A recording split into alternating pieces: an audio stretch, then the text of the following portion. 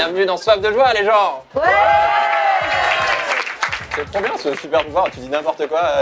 J'aimerais trop avoir ça chez moi, le matin tu te lèves, tu fais « Comment ça va ?» Et là t'as 30 personnes qui sortent de tes placards et qui vont « Ouais !» Tu sais, tu dis ça en rigolant, mais moi ça a été très difficile de commencer mon spectacle, parce que je joue dans une salle de 500 places 3 fois par semaine, et les premières semaines j'étais déprimée. Les lendemains, je faisais la vaisselle et je disais pourquoi personne ne m'applaudit, genre personne ne m'aime et tout, c'était hyper bizarre, j'avais du mal à la redescente. Donc là demain je vais être en dépression, c'est ça? Voilà, c'est ça, exactement. Ok. Donc Soif de joie, le podcast où on passe un bon moment avec des gens qui changent le monde. Là où Soif de sens, c'est des interviews. Soif de joie, c'est des discussions plus chill, comme si on était entre potes. Soif de sens, c'est pour apprendre. Soif de joie, c'est pour se divertir. Et Soif de sens, c'est tous les dimanches, sauf un dimanche par mois où c'est Soif de joie. Et aujourd'hui, on est de nouveau à la recyclerie avec un super public. Est-ce que vous êtes chaud? Ils sont trop forts, super calmes quand il faut être calme et chaud quand il faut être chaud.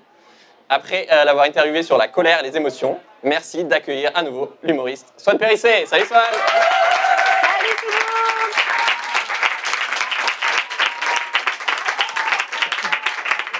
Il y a des gens qui crient bravo et tout, ils sont chauds les gens. On n'a rien fait encore. T'as fait 2-3 trucs dans ta vie quand même. En toute transparence, c'est que le deuxième Soif de joie, donc je teste encore plein de trucs. Et la première fois, j'avais 10 pages de notes, alors que le but c'est plus d'improviser. Bon, j'ai toujours plein de notes. Mais donc, à part les questions mitraillettes du début, j'ai envie de tester un épisode vraiment plus freestyle, mais enfin improvisé. Et qui de mieux que la reine de l'impro pour tenter ça? C'est moi, la reine de l'impro? Et non, c'est Samantha. J'avais du mal à trouver un prénom, c'est Samantha qui est venue en banlieue, quoi, vraiment. Oui. Pour te mettre dans le bain, Swan, t'as 1 minute pour répondre à 10 questions. Waouh, ok. Hop, faut que je sorte mon petit chrono. Est-ce que tu es prête? Oui. Et attention. Première question, pas du tout bizarre. Top, c'est quoi ton sextoy préféré? Le sauna de Cruz de Lelo. J'ai pas du tout hésité. J'aime bien parce qu'évidemment, elle parle souvent de sextoy. Je me suis dit, t'imagines si c'est ça la première question que je fais en question mitraillette tout à l'heure? Elle est plus là, mais Valérie m'a son truc. J'étais là.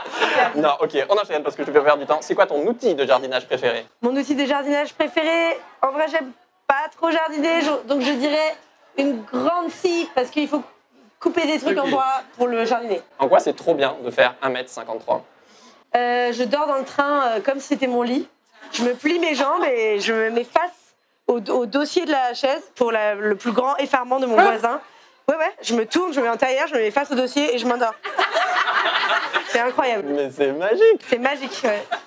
Sinon, je pourrais pas faire ce que je fais parce que j'habite à Montpellier. Donc je passe ma vie dans le train, c'est minimum 8 heures par semaine et je dors, quoi. J'ai genre un super masque pour les yeux, des boules qui est, un espèce de petit coussin à la table et je dors en permanence. Bon, on est déjà à 1 minute, on a complètement raté. On a fait 3 questions, mais on va quand même terminer. En quoi c'est trop chiant de faire 1m53? J'arrive pas à atteindre mes propres étagères chez moi, quoi. Oui. Donc j'ai tout le temps des petits tabourets, il y a 4 ou 5 petits tabourets chez moi, alors que j'habite dans 37 mètres carrés, que je peux mettre pour monter dessus et attraper des trucs. Voilà. Et aussi, quand j'ai des relations avec un homme, ça m'arrive de temps en temps quand même si je les aime pas tant que ça, je sens leur odeur d'entre-seins, de poitrine, d'entre-pectoraux. Non, pas des aisselles. Merci, des aisselles, merci. Alors, si t'as une aisselle ici, il y a un problème. Mais... Non, mais c'est-à-dire que, tu sais, les hommes, ils mettent parfois du parfum dans le cou et tout. Et moi, c'est vraiment à ce niveau-là que j'ai besoin de l'odeur et des hormones qui transmettent. Parce qu'on pue plus de là? Mais non, parce que je suis petite, genre atteint... Oui, mais c'est un problème parce que ça sent pas bon. Non, mais tu vois, il faut savoir, quoi. Je sais pas si c'est bien ou c'est pas bien, mais je fréquente beaucoup les côtes des hommes. Voilà, c'est ça que je... C'est quoi le pire dans MeToo Stand-Up? Que des humoristes agressent des femmes ou qui dénoncent une chasse à l'homme, même quand il y a 30 témoignages? Le pire dans le MeToo Stand-Up, c'est Seb Melia. Qu'est-ce qui t'a fait mourir de rire récemment? Hier, sur scène, je me suis embrouillée. Il y avait un Italien au premier rang. Je ne sais pas comment. J'ai dit le mot cyprine. Je sais pas ce qui s'est passé. J'ai dit le mot cyprine. Et après, j'ai essayé de traduire en italien. Donc j'étais là, la cyprine, et de la cyprine. Et tout le monde était là, oh mon Dieu, que se passe-t-il? Et j'étais pétée de rire, et c'était incroyable. Voilà. Même en français, moi j'ai appris la semaine dernière ce que ça voulait dire. Donc, Mais j'ai dit cyprine, ça sonne pas trop comme le mot. Je sais qu'il y a des gens qui savent pas ce que ça veut dire cyprine, je vois au visage. Regardez après sur Google. Mais en gros, il y a... Mais J'ai dit cyprine, ça sonne un peu comme un petit mot, Enfin, c'est pas un mot qui correspond à ce que ça décrit. Un bonbon ou un prénom bobo. Genre Théodore, Cyprine, venez à l'école là. Allez, on est en retard là. Ça fait genre un peu. Et pour expliquer à l'italien, je dis la chapelle Cyprine. Oh merde. Voilà, cyprine, c'est le sperme féminin. Voilà. Donc si t'appelles ton enfant sperme, c'est pas ouf. Ah, merci pour cette vanne, je la prends. Surtout pour lui dire t'es en retard, quoi. Ouais, c'est ça. Allez, sors. Allez, sperme, on y va là. Tu perds combien d'argent à refuser des sponsors pas éthiques? Ben, je pourrais faire, je pense, 50 000 € par mois en plus, ouais. Pas mal. Ouais. Et oui, l'éthique a un prix. Une blague engagée, c'est plus drôle qu'une blague lambda. Non, mais ça laisse plus de traces à l'intérieur. C'est bizarre, mais c'est comme ça, mais c'est plus important, je pense. Ça laisse plus de cyprine. Voilà, c'est ça. On arrête avec ce mot, c'était la fois de trop. Tu préfères sortir avec un dieu du sexe ou un mec qui cuisine et fait le ménage? Un dieu du sexe. C'est honnête. Est-ce que t'as menti à l'une de ces questions? Non, Pourquoi t'as hésité aussi longtemps? je te dirais pas. Bon, le public, lequel de ces sujets vous avez envie de creuser? Ah, tu vas pas dire le sujet? Ah oui, pardon, excusez-moi. Parmi les 10 questions qu'on vient de poser, lequel de ces... Oui, c'est moi qui n'étais pas clair, je viens de Je pense comprendre. qu'il y avait un engouement autour de la poitrine des hommes, mais... 50 000 €, ok. Donc j'explique. Parle-nous de tout l'argent que tu perds. En gros, quand tu es influenceur, tu peux gagner des sous en faisant des placements de produits. Donc, parce que j'ai une grosse audience et quand je fais des vidéos, c'est regardé, on va dire, minimum 50 000 fois et ça peut aller jusqu'à 2 millions de vues très rapidement. Et donc, il y a des marques qui nous payent pour parler de leurs produits. Mais donc, il y a des marques qui... en fait, aujourd'hui, tout le monde a besoin de communication. Donc, en tant qu'influenceur, tu peux être payé jusqu'à 30 000 € pour faire 3 stories pour montrer que Total Energy demande aux gens de ne pas trop prendre de l'essence parce que c'est de l'énergie fossile. Sauf que quand tu fais ça, tu mets la responsabilité sur les individus et tu ne parles pas du fait que Total Energy est en train de fabriquer un pipeline qui va d'Ouganda en Tanzanie et qui fait 1400 km et qui va condamner l'humanité à vivre dans d'atroces souffrances, voire à mourir dans d'atroces souffrances. Et donc, en tant qu'influenceur... Ça serait drôle que tu le rajoutes en 4e story à non payer, juste après le partenariat. Voilà, c'est ça. PS. Ça m'est déjà arrivé de négocier... En fait, un jour, j'ai été invitée à aller visiter des centrales nucléaires et à aller voir les réacteurs et tout, ce qui est vraiment très intéressant et passionnant aussi dans l'écologie, parce qu'il y a plein d'écolos qui sont pour le nucléaire, il y a plein d'écolos qui sont contre le nucléaire. Et donc, moi, j'allais être payée pour aller pour la semaine de l'industrie, pour montrer à quel point les réacteurs nucléaires sont une invention technologique absolument fascinante. Et moi, j'ai dit, OK, mais j'ai le droit de dire les bons côtés et les mauvais côtés du nucléaire. Parce qu'il y a des débats houleux, même au sein de l'écologie. Il n'y a pas beaucoup de gens qui se prononcent parce que c'est des situations très épineuses, très compliquées, qui demandent beaucoup aussi de connaissances. Et donc, ils ont dit, oui, on t'adore, c'est super, il n'y a pas de souci. Sauf qu'au fur et à mesure des débats, des négociations et des avancées, je me suis rendu compte qu'ils voulaient juste que je montre à quel point la technologie est impressionnante. Et en effet, la technologie est fascinante. Sauf que si je dis juste, c'est incroyable les réacteurs nucléaires, je ne dis pas les tenants, les aboutissants, ce qui se passe à Bure, tous les gens qui ont lutté, toutes les vies qui sont en danger à cause de ça, etc. Et donc, j'ai fini par annuler alors que j'aurais été payée, etc. Donc souvent, quand il y a de l'argent, il n'y a pas une liberté de parole à 100%, quoi. Et c'est surtout, les choses sont nuancées, les placements de produits sont nuancés, en fait. Et en fait, c'est très difficile de pouvoir, en très peu de temps, donner accès à tout ça et tout. Donc, en tant qu'influenceur, on peut être payé très, très facilement, 50 000 € par mois. Et encore, je suis gentille et j'ai pas des communautés non plus énormes, etc. Donc, moi, je dis non à plein de choses et puis je fais mes spectacles et je gagne très bien ma vie et tout va bien, tu vois. Et je fais aussi des placements de produits qui sont pas du tout écolos, notamment pour les sextoys. Mais je sais pourquoi je le fais, parce que c'est super les sextoys. Et je pense que c'est vraiment... on a plein d'objets pas écolos, enfin toutes nos vies, à partir du moment où on est citadin, où on prend la voiture au moins une fois par an, ne sont pas écologiques. Et donc je fais le choix des choses que j'ai dans ma vie, qui sont, et dans mon corps en l'occurrence, qui sont pas écologiques, et les sextoys en font partie, mais voilà, donc je suis pas irréprochable, mais il y a plein de choses auxquelles je dis non. Ça n'existe pas les sextoys écolos? Si, les sextoys en bois, mais moi je préfère quand ça vibre. Ah oui, du coup, faut pas que ce soit électronique, quoi. Voilà, c'est ça. Seconde main, ouais, écoutez, ça va. Ça s'appelle comment ta boîte, Justine? Réjoui. Réjoui, c'est le nom de ton entreprise? Et c'est des sextoys écolos? Reconditionné, j'adore. On prépare un petit partenariat. Par contre, il faut lâcher 50 000 €, Justine, je te préviens. Ouais, non, c'est trop intéressant. Parce que je sais que moi, je me prends la tête de ouf à chaque fois quand on démarche, parce que j'en sais rien. Si je connais pas toutes les boîtes du monde, ni tous les secteurs, effectivement, dans l'énergie ou quoi, voilà, c'est très technique, il faut lire des études et tout. Est-ce que toi aussi, tu passes 1000 ans à chaque fois à te dire, OK, est-ce que c'est éthique ou pas? Parce que peut-être c'est éthique pour toi, mais pas pour ta communauté. Peut-être c'est éthique pour ton client ou l'agence qui te ramène le brief, mais pas pour toi. Enfin, puis toi aussi, tu évolues. Est-ce que tu te prends autant la tête que moi? Oui, au début, je me prenais beaucoup la tête, mais maintenant que j'ai des business plans de vie différents où je fais des spectacles, donc je dis souvent, je suis un peu la map de l'humour, dans le sens où maintenant, les gens ils me donnent des sous presque main dans la main pour que je les fasse rigoler. Donc en gagnant aussi ma vie comme ça m'a permis de faire moins de placements de produits, un peu moins connectés à mes valeurs, quoi. Donc en fait, j'ai juste diversifié mes revenus et je fais un peu de placements de produits, mais qui me correspondent, quoi. Donc je te conseille de vendre des t-shirts fabriqués de façon éthique, soif de sens, ou de faire payer les enregistrements en public et tout. Et c'est OK. Je t'ai pas dit que c'était payant. Moi, je suis pas payée, mais bon. La question, c'est comment j'ai ressenti comment j'ai ressenti la réaction de mon public, parce qu'avant, je faisais beaucoup de divertissement grand public, et après, j'ai viré écolo, et comment les gens ont senti ça. Moi, j'ai perdu de l'audience un peu, donc les gens ne sont pas désabonnés, mais ils ont moins regardé les contenus, parce que c'est peut-être moins excitant de regarder comment tu fabriques des toilettes sèches, moins accessible aussi qu'un prank dans un supermarché, tu vois. Ça va, ça vient en fait, donc voilà, je le vis bien moi. Avant de continuer, j'ai envie de rajouter une petite difficulté. Est-ce que tu relèves le défi que tous les deux, à chaque fois qu'on voudra dire par exemple les mots sexe ou faire l'amour, à la place, on devra dire peindre ou faire de la peinture? Peindre ou faire de la peinture, OK. Genre hier, ouais. J'ai peint. Ça a duré au moins 2 minutes. OK. Et deuxième, à chaque fois qu'on voudra dire un mec ou un homme, on devra le remplacer par un autre mot.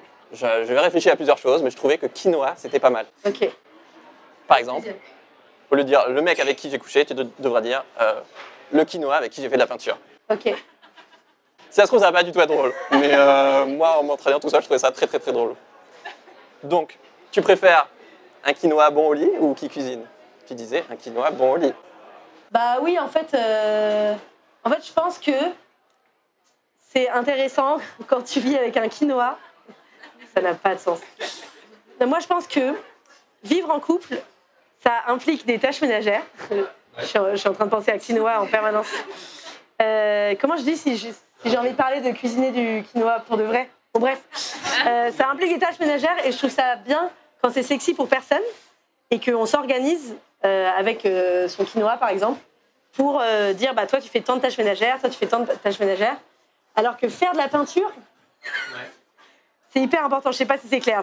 S'il y a des gens qui viennent d'arriver, ils sont là. Qu'est-ce qui se passe?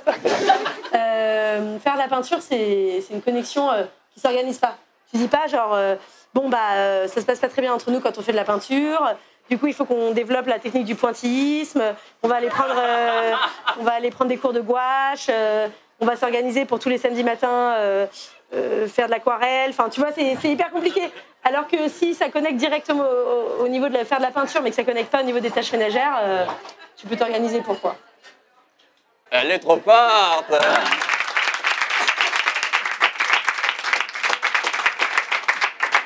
C'est jusqu'à la fin de l'interview là ou c'est bon là, c'est la fin de l'exercice? C'est drôle, non? Oui, mais c'est un exercice mental quand même. Je voulais te partager une info, je sais pas si tu sais, que les selles de vélo sont sexistes. Les selles de vélo sont sexistes? Ouais, oui. Parce qu'elles font hyper mal au clito. Exactement. Ouais. L'année dernière, j'ai eu la chance d'interviewer Rebecca Handler, qui a écrit un super bouquin que je vous conseille, qui s'appelle Le patriarcat des objets, sur comment, la plupart du temps, les gens qui ont designé et conçu tous les objets autour de nous, c'est principalement des mecs, et donc ils ne se mettent pas forcément à la place des femmes.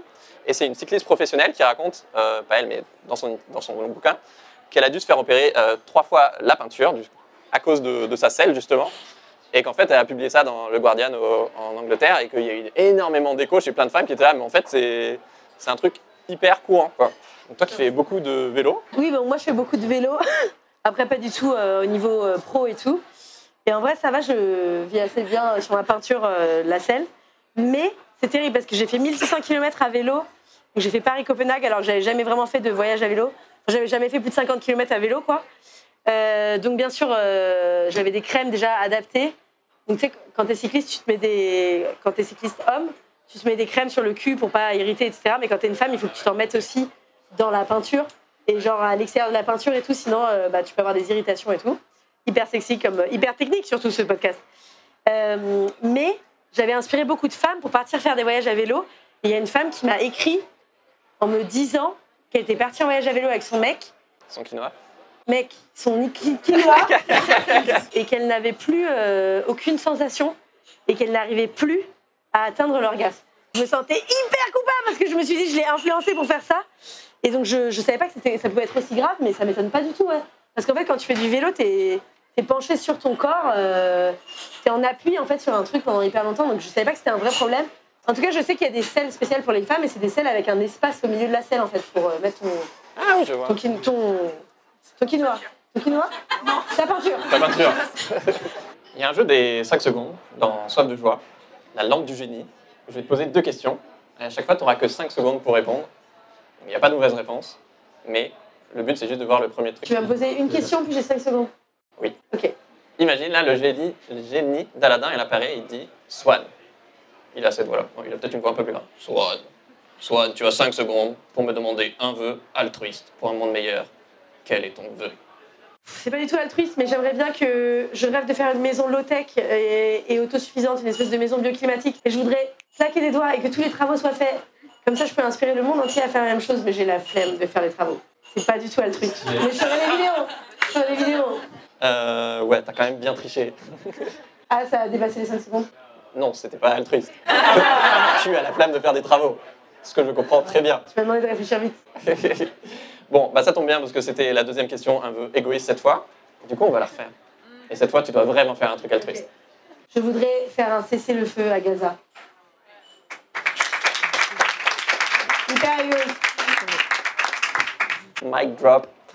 La séquence d'après, c'est le jeu des 36 questions. C'est une expérience célèbre pour créer une connexion forte entre 2 personnes en 36 questions. Clairement, j'arrive même pas à faire tourner une caméra, donc on va pas faire 36 questions. Mais c'est des questions qu'on pose rarement, qui invitent à être vulnérable, et donc ça favorise la connexion. Du coup, on va juste faire 3 questions. Est-ce que tu peux choisir un nombre entre 1 et 12 ? On fait pas 36 questions pour créer une connexion ? Non, j'ai l'impression que dans la vie, tu connectes assez vite avec les gens quand même. Allez, vas-y. Un chiffre entre 1 et 12. 7. As-tu un pressentiment concernant la façon dont tu vas mourir ? Intense. On va être connectés là, t'inquiète. Non. Tu peux dire non. Non. À nouveau, entre 1 et 12. 12. Que penses-tu de ta relation avec ta mère ? Waouh. Je la vois pas assez. Voilà. Bah non, je l'aime. C'est une femme incroyable, mais qui habite loin de chez moi et on n'est pas très fort pour prendre des nouvelles, mais on s'aime beaucoup. Ok, on l'embrasse. Calme-toi. De quoi ? Calme-toi avec ma mère. On va pas faire de la pâture, hein, c'est bon. Et à nouveau, entre 1 et 12. 1. Dites chacun 3 vérités. Ah ouais, j'étais censé répondre aux questions, moi. Je fais n'importe quoi dans ma propre émission. Attends, je reviens juste. Est-ce que j'ai un pressentiment concernant la façon dont je vais mourir ? Bah, de vieillesse. Je sais pas, j'ai jamais... Mais il y a des gens qui imaginent comme ça. Il y a des gens qui pensent à la mort. Qui croient qu'ils vont se faire écraser par un camion ou... Et moi, je pense pas à la mort. J'y pense jamais. Ah ouais ? Non. Moi, je pense souvent à quand ma chérie va mourir et que j'aurai 80 ans ou 90 ans, et je serai là, putain, pourquoi je suis pas parti en premier ? Ah waouh. Quel égoïsme. Mais t'imagines la tristesse que c'est de... Oui, j'imagine bien, j'ai des grands-parents. Ouais. Enfin, j'avais. Alors, Alors ça veut dire que tu préfères partir avant pour ne pas souffrir et la laisser souffrir à elle. Alors, pour ceux qui la connaissent, c'est vraiment un Pikachu. Et elle sera, bien sûr, oui, c'est égoïste, je suis complètement d'accord. Mais je pense que je serai beaucoup plus au fond du trou qu'elle. il y a quelqu'un qui a des jeux confirme. Ma cousine confirme. C'était quoi après ma relation à ma mère ? C'est trop bizarre, il s'interviewe tout seul, il est là, waouh, attends, je l'avais pas vu venir celle-là. Et si vous rêvez d'être interviewé par quelqu'un, faites-vous ça tout seul chez vous, vous êtes là. Écoutez, je m'attendais pas à ça, je suis super émue, Eh ben oui, je l'aime beaucoup. Je pense qu'on a moins de mal à se le dire. Là, du coup, je suis papa d'une petite fille qui va avoir 1 an dans un mois. Félicitations. Merci. Ça chamboule un peu le rapport mère-enfant, donc il y a des petits ajustements à faire, notamment sur les cadeaux quand on est minimaliste, voilà. Mais non, on se rend compte aussi que nos parents, ils sont pas éternels, que la santé, c'est pas acquis.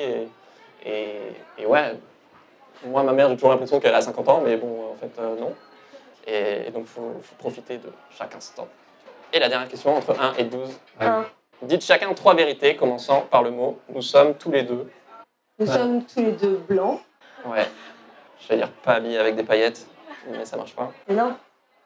Nous sommes tous les deux assis Tu m'as inconfortablement. jamais regardé autant intensément. Attends, c'est à toi de trouver la deuxième chose. Oui, c'est bon, t'arrêtes de mettre dans la sauce. On est tous les deux créateurs de contenu. On est tous les deux fans de, j'allais dire, 90% des gens qu'on invite dans nos podcasts. Enfin, j'espère pour toi. Oui. En tout cas, moi, oui. Voilà. Trop bien. Tu racontes que depuis toute petite, t'es en colère. Évidemment, depuis ton spectacle, ça va mieux. C'est ça le secret pour aller mieux quand on est en colère? Faire un spectacle ouais, je pense que moi, j'aime bien transformer mes émotions en quelque chose d'artistique, ouais. Ouais. Alors, la première interview, tu faisais des réponses à rallonge. Là, tu mets trop dans la sauce à faire des réponses. Oui, non, Je peut-être. savais qu'on faisait des jeux, moi, je veux faire des jeux, genre. Merci, Swan, pour ce très beau moment. C'était un plaisir. Est-ce qu'on peut faire un tonnerre d'applaudissements pour Swan, s'il vous plaît?